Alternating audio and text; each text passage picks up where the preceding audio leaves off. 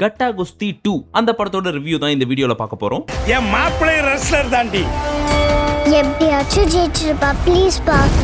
First இந்த படத்தை பார்க்க போறதுக்கு முன்னாடி கண்டிப்பா நீங்க பார்ட் 1 பார்த்தே ஆகணும் அப்படின்னு சொல்ற அளவுக்கு பெருசா ஒண்ணும் கிடையாது. ஏன்னா அதுக்கான ஒரு சில ரெஃபரன்ஸை இங்கே காமிக்கிறாங்க. இருந்தாலும் நீங்க பார்ட் 1 பார்த்துட்டு போனீங்க அப்படின்னா ரொம்ப யோசிக்காம ஈஸியா கனெக்ட் பண்ணிக்க முடியும். சிட்டி போய் இந்த டிவியை போடுப்பா.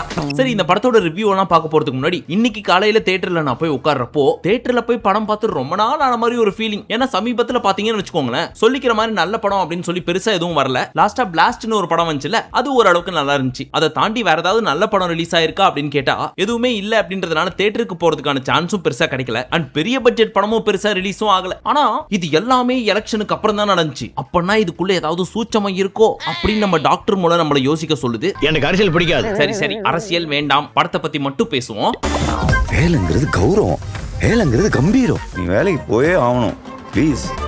கட்டா குஸ்தி 2 பார்ட் 1 ரொம்ப ஜாலியா இன்ட்ரெஸ்டிங்கா ஃபன்னியா இருக்கும். அப்ப பார்ட் 2ல கண்டிப்பா ஒரு எக்ஸ்பெக்டேஷன் கிரியேட் ஆகிறது வழக்கம் தானே. ஆனா பொதுவா தமிழ் படம்னு மட்டும் இல்லாம வேர்ல்டு வைட் எந்த மூவி எடுத்தாலுமே பார்ட் 2 பார்ட் 1 அளவுக்கு சூப்பரா இல்லப்பா, ஓகேவா தான் இருந்துச்சு அப்படின்னு அதிகபட்சமான படம் பேர் எடுத்திருக்கு. அதை இந்த படம் பிரேக் பண்ணுதா இல்லையா அப்படின்றத ஃபுல் வீடியோவை பார்த்து நீங்க தெரிஞ்சுக்கோங்க. பாருங்க பாருங்க பார்க்கலாம். இப்போ பார்ட் 1லயே ஆல்மோஸ்ட் கதை முடிஞ்சு போச்சு. பொண்டாட்டி ஒரு கட்டா குஸ்தி தெரிஞ்ச ஒரு வீராங்கனை. இது புருஷனுக்கு தெரியாது. நம்ம ஹீரோக்கோ படிக்காத பொண்ணு அண்ட் லென்த்தி ஹேர் இருக்க பொண்ணு. புருஷனுக்கு அடங்கி போற பொண்ணு தான் வேணும் அப்படின்னு நினைக்கிறவரு. அதுக்கப்புறம் ஒரு சிச்சுவேஷன் கிரியேட் ஆக அங்க புருஷனை போட்டு வில்லன்கள் எல்லாம் பொலன்னு பொளந்துட்டு இருக்க ஹீரோ என்ட்ரி கொடுப்பாருன்னு பார்த்தா ஹீரோயின் என்ட்ரி கொடுத்து வில்லன்கள் எல்லாம் அடிச்சு துவம்சம் பண்ணி, தம்பி படத்துக்கு தான் நீ ஹீரோ, ஆனா கதையில உண்மையான ஹீரோ நான் தான், ஓரமா போய் உட்காரு அப்படின்ற மாதிரி ஒரு லுக் கூட நம்ம ஹீரோயினோட அடிதடி எல்லாம் பார்த்து பயந்து அம்மா காஃபியா போன் வீட்டாவா அப்படின்ற அளவுக்கு ஹவுஸ் ஹஸ்பண்ட் ஆகி பொண்டாட்டி பேச்சை கேட்டு வீட்ல அழகா உட்கார்ந்துப்பாரு. ஆச்சரியப்படுறதுக்கு என்ன இருக்கு? புருஷனுக்கு உதவியா இருக்கட்டும், அவ ஆபீஸ்க்கு போய் சம்பாதிக்கிறா. அவளுக்கு உதவியா இருக்கட்டும், நான் சமையல் வேலையை வீட்டு வேலையும் பாத்துக்கிறேன். இப்பதான் பார்ட் 2 ஸ்டார்ட் ஆகுது. எப்படி அதுல ஹவுஸ் ஹஸ்பண்ட் ஆனாரோ அதே மாதிரி படத்தோட ஸ்டார்ட்ல இருந்து எண்ட் வரைக்கும் தலைவர் ஹவுஸ் ஹஸ்பண்டாவே வாழ்ந்துட்டு இருக்காரு. ஐயோ கதையை சொல்லக்கூடாதுல்ல, பட் இல்ல ஃபுல் டைம்ல ஹவுஸ் ஹஸ்பண்டா இருக்க மாட்டாரு. அதுல ஒரு ட்விஸ்ட் இருக்கு, நீங்க போய் பார்த்து தெரிஞ்சுக்கோங்க. இந்த மாதிரி ஒரு ஹஸ்பண்ட் இருந்தா எந்த பொண்ணையும் தோக்கடிக்க முடியாது.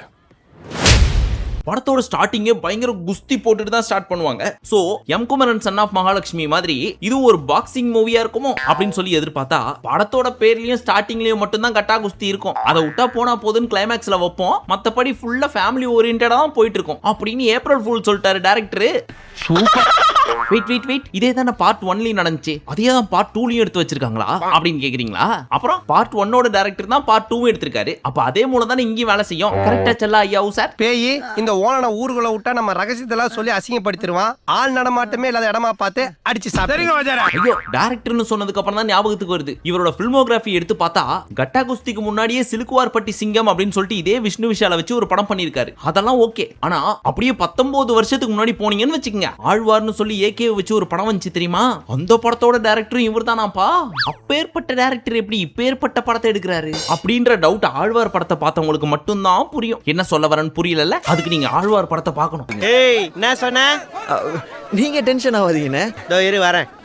நீங்க பொறுமையா பெட்ரோல் போட்டு வாங்கண்ணே. சரி, ஃபர்ஸ்ட் ஹாஃப் பொறுத்த வரைக்கும் ஒரு 20-25 மினிட்ஸ் அப்படியே ரொம்ப இன்ட்ரெஸ்டிங்கா தான் போயிட்டு இருந்துச்சு. அண்ட் அதெல்லாம் கொஞ்சம் ரியலிஸ்டிக்காவும் இருந்துச்சு. ஒரு half an hour தாண்டி போனதுக்கு அப்புறம் ஒரு டீச்சர் வருவாங்க. பார்க்கிறதுக்கு நல்லா தான் இருப்பாங்கன்னு வச்சுக்கோங்க.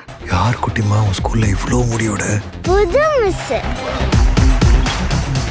ஆனா அந்த டீச்சரை வாலண்டியரா இழுத்து உள்ள போட்டு அங்கங்க அழகா காமிக்கிறதெல்லாம் வச்சு பாக்குறப்போ ரைட்டரா புரிஞ்சு போச்சு கதை எப்படி போகுது அப்படின்னு சொல்லிட்டு அப்படின்னு கன்ஃபார்மா நீங்க பெருமூச்சு விடுறதுக்கு நிறைய சான்ஸ் இருக்கு. ஆனா நம்மள மாதிரி பசங்க யாராவது படத்துக்கு போனீங்கன்னு வச்சுக்கோங்களேன், கொஞ்சம் கன்ஃபியூஷனும் வரும். ஐஸ்வர்யாவை பாக்குறதா இல்ல அந்த மிஸ்ஸை பாக்குறதா குழப்பமா இருக்கே அப்படின்னு. திவ்யா நதியா ரெண்டுமே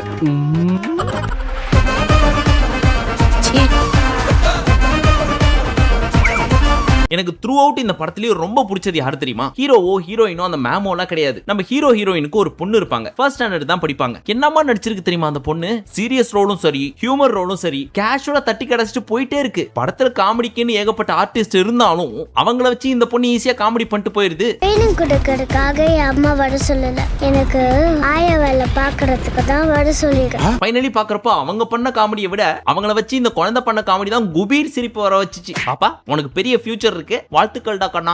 என்ன ஞானம் என்ன ஞானம்! இந்த சின்ன வயசுலயே அந்த ஔவையாருடைய அறிவு. சரி மெயின் விஷயத்துக்கு வா. படம் எப்படி இருக்கு அப்படின்னு கேட்டீங்கன்னா, படத்துக்கு போறதுக்கு முன்னாடி நம்ம எல்லாருமே ப்ரிப்பேர் ஆகி தான் போயிருப்போம். கண்டிப்பா இந்த படம் ஒரு காமெடி என்டர்டெய்னரா தான் இருக்கும். சோ ஜாலியா போய் சிரிச்சு என்ஜாய் பண்ணிட்டு வரலாம் அப்படின்னு சொல்லிட்டு. ஆனா அங்கதான் வச்சார் டைரக்டர் ஒரு ட்விஸ்ட். ஃபர்ஸ்ட் ஹாஃப் பாத்தீங்கன்னு வச்சீங்களேன், காமெடியா ஆரம்பிச்சு டபுள் காமெடியா கொண்டு போவாரு அப்படின்னு பார்த்தா, அவர் சூஸ் பண்ணி வச்சிருந்த கதையோட பழைய படத்தோட கதையெல்லாம் இருக்கு தெரியுமா, அதையும் போட்டு அரைச்சிட்டாரு. அதாவது வில்லனா காமிக்கணும் அப்படின்றதுக்காக ஒருத்தனை காமிச்சு, அவனுக்கு என்ன பேக்ரவுண்ட், அவன் எதனால இந்த சிச்சுவேஷனுக்கு தள்ளப்பட்டான் அப்படின்னு அவனோட கதையை காமிச்சு, அப்படி தள்ளப்பட்டவன் எப்படியெல்லாம் ஐஸ்வர்யாவை போட்டு டார்ச்சர் பண்றான் அப்படின்றதெல்லாம் காமிச்சு ஒரு மாதிரி கொஞ்சம் கொல கொல கொல கொலன்னு கொண்டு போயிட்டாங்க. அதெல்லாம் பாக்குறப்ப நிறைய பழைய படங்கள் மைண்ட்ல வந்துட்டு போச்சு.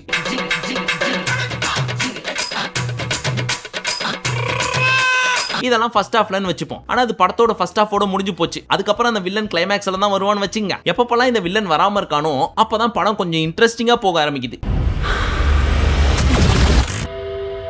இது உன்னோட ஆட்டமே இல்ல. It's very disappointing. So first half sentiment and limited comedy, second half maximum comedy, ரொம்ப limited sentiment, but climax fight இருக்கே, அதுல ஒரு பயங்கரமான யுக்தியை யூஸ் பண்றாரு நம்ம விஷ்ணு விஷால். அது உண்மையிலேயே பயங்கரமான ஒரு ட்விஸ்ட். பட் ஓவரால் படமா பாக்குறப்போ அடுத்தடுத்து இதுதான் நடக்க போகுது அப்படின்றது ஈஸியா ப்ரெடிக்ட் பண்ற மாதிரி தான் இருக்கு. என்ன நினைச்சிட்டு இருக்கீங்க எல்லாரும்?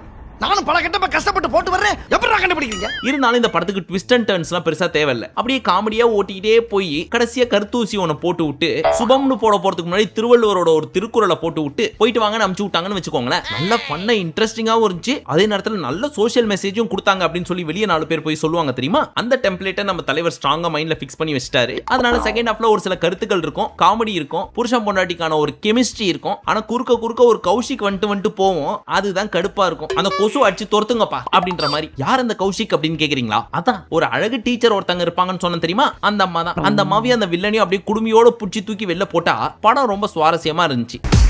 டாடி வரல? டாடி வന്നില്ല. இனி மம்மி ஞானே வரும். ஐயோ இவனை ஏன்பா கிட்ட காட்டுறீங்க? ஓவரால் இந்த படத்தோட சோஷியல் மெசேஜ் என்ன அப்படின்னு கேட்டா, சோஷியல் மெசேஜ் கிடையாது, கைண்ட் ரெக்வெஸ்ட். தயவு செய்து புருஷன் பொண்டாட்டிக்குள்ள ஏதாவது சண்டை வந்துச்சுன்னா ஓரமா ஒதுங்கி போயிருங்க. 3வது மனுஷங்க, நாங்க வந்து நாட்டாம பண்றோம், உங்க பஞ்சாயத்தை தீர்த்து வைக்கிறோம்னு சொல்லி பெருசாக்கி விறக போட்டு எரிய வச்சு குளிர் காயாதீங்க அப்படின்றதுதான் படத்தோட சோஷியல் மெசேஜ். முக்கியமா இந்த படத்துக்கு புருஷன் பொண்டாட்டி தயவு செய்து யாராவது இருந்தா போய் பார்த்துட்டு வாங்க. ரிட்டர்ன் வர்றப்போ பாத்தியா நான் படுற கஷ்டம் என்னன்னு இதை பார்த்தாவது புரிஞ்சுக்கோ அப்படின்னு புருஷன் பொண்டாட்டியையும் பொண்டாட்டி புருஷங்கிட்டையும் மாறி மாறி சொல்லி தியேட்டர் வாசல்லே முடிய பிச்சிட்டு சண்டை போறதுக்கு நிறைய வாய்ப்புகளும் இருக்கு. அட் த சேம் டைம் நம்ம இனிமே சண்டை போடாம நமக்குள்ள விட்டு கொடுத்து வாழலாம் இந்த மாதிரி அப்படின்னு சொல்றதுக்கும் சான்ஸ் இருக்கு. ஆனா ஒன்னு சொல்றேன், இன்னைக்கு ஹவுஸ் ஹஸ்பண்ட் அப்படின்றது ரொம்ப லிமிட்டடா தான் இருக்கும். ஆனா இன் ஃபியூச்சர்ல ஹவுஸ் ஹஸ்பண்ட் அப்படின்றது ரொம்ப கேஷுவல் ஆக போகுது. சோ ரெடி ஆயிக்கிங்க ஆண்களே. என்னம்மா அப்படி பாக்குற? உன் புருஷன் மத்தவங்க மாதிரி இல்லம்மா, பிராட் மைண்ட். ஹஸ்பண்ட் சம்பாதிக்கும் போது வைஃப் குடும்பத்தை பாத்துக்கிற மாதிரி, வைஃப் சம்பாதிக்கும் போது ஹஸ்பண்ட் தானே குடும்பத்தை பாத்துக்கணும். இப்ப பார்ட் 1 நல்லா இருந்துச்சா பார்ட் 2 நல்லா இருந்துச்சா அப்படின்னு கேட்டீங்கன்னா இதுல என்ன சந்தேகம்? கன்ஃபார்மா பார்ட் 1 தான் நல்லா இருக்கும். பட் பார்ட் 2 நல்லா இல்லையா அப்படின்னு கேட்டா பார்ட் 1 எக்ஸ்பெக்டேஷன் அளவுக்கு இல்லனாலும் ஓரளவுக்கு நல்லாவே இருந்துச்சு. ஓவரால் படமா பாக்குறப்போ பிரெடிக்டபிள் ஸ்டோரி வித் நிறைய காமெடிஸ், எஸ்பெஷலி பார்ட் 1 அப்படியே கொஞ்சம் திரும்பி பார்த்த மாதிரி இருந்துச்சு. ரொம்ப நாளைக்கு அப்புறம் தியேட்டருக்கு போய் பார்த்து சிரிச்சு ரசிச்சிட்டு வந்த ஒரு நல்ல படம் அப்படின்னு சொல்லலாம். சோ ஆஹா ஓஹோன்னு இல்லாம மொக்கன்னு இல்லாம ஒரு ஆவரேஜ் மூவி.